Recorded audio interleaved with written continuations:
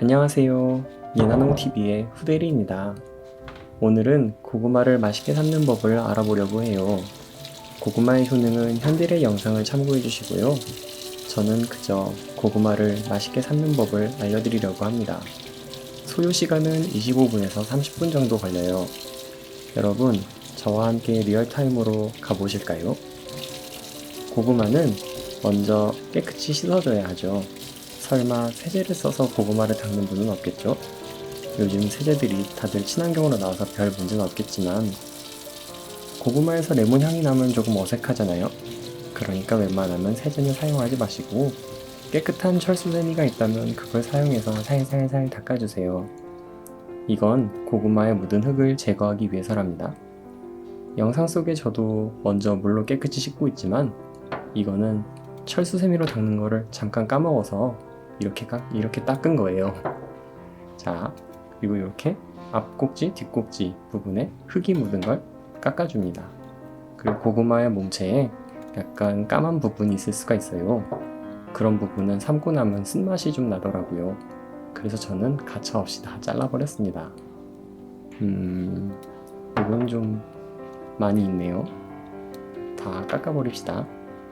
고구마에 쓴물이 나면 별로 안 좋으니까요. 준비물은 고구마, 냄비, 물입니다. 간단하죠? 냄비는 회사에 스낵 냄비밖에 없어서 스낵을 썼어요. 하지만 스낵이 제일 좋죠. 그리고 고구마가 3분의 2 정도 잠기도록 물을 부어줍니다. 3분의 2가 어느 정도인지 몰라서 3번이나 붓다가 그냥 다 들이부어 버렸어요. 자, 이제 한번 고구마를 끓여볼까요?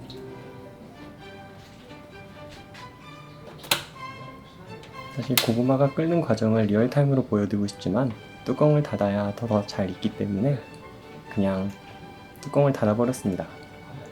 이제 여러분들께 더 이상 보여드릴 게 없어요.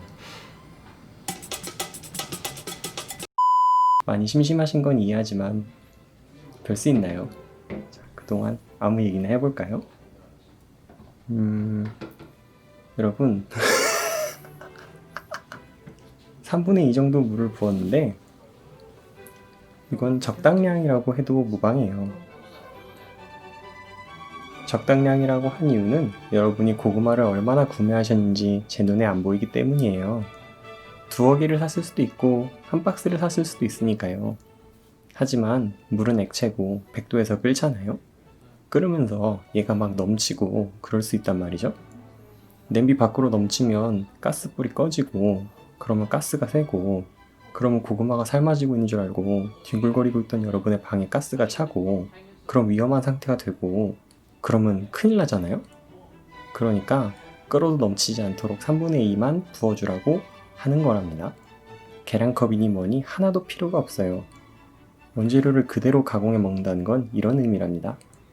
원물이 맛있으니까 간단한 조리법으로도 맛을 끌어낼 수 있는 거죠. 아직 다 안 익은 것 같네요. 민석 대리님, 이쯤에서 타임랩스 한번 가주세요.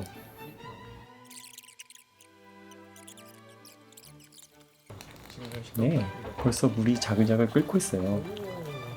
하지만 좀 더 끓여줍시다. 라면처럼 끓고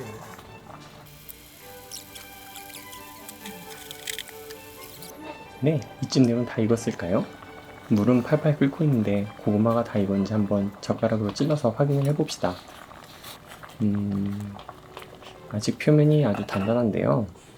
냄비 뚜껑을 두드리며 잠시만 더 기다려볼까요? 사실 제가 아까 거짓말한 게 있는데 조리 시간 전체가 25분이 아니었어요. 지금부터 25분입니다. 이제 여러분은 25분 동안 제 뻘소리를 듣고 있어야 하는 겁니다. 별도의 대기 시간이 필요하신 분은 예나농TV의 ASMR 2020년 10대 농정 이슈를 듣고 오세요. 39분 21초짜리입니다. 39분을 기다리실 필요가 없다면 그냥 이걸 봐주세요.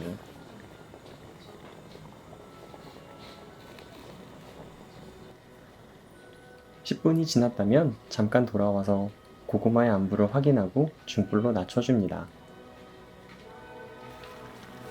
사실 저는 삶는 고구마보다 쪄먹는 고구마를 선호하는 편이에요. 하지만 자취생 중에서는 찜기가 없는 경우도 있고 찜에 적합한 깊은 냄비가 없는 경우도 많지요. 그러니까 저는 보다 보편적인, 보다 많은 사람들이 고구마를 즐길 수 있도록 고구마 삶는 법을 알려드리려고 하는 겁니다. 또 수증기가 뿜뿜하고 있네요. 분명 고구마는 아직 다 안 익었을 겁니다. 물은 바싹 졸았는데 고구마는 아직도 안 익은 것 같아요. 여기서 저는 여러분과 함께 더 시간을 보내기 위해서 물을 더 붓기로 했습니다. 고구마가 안 익었으니 별 수 없죠. 여러분과 더 있고 싶어서 이러는 건 절대 아니랍니다.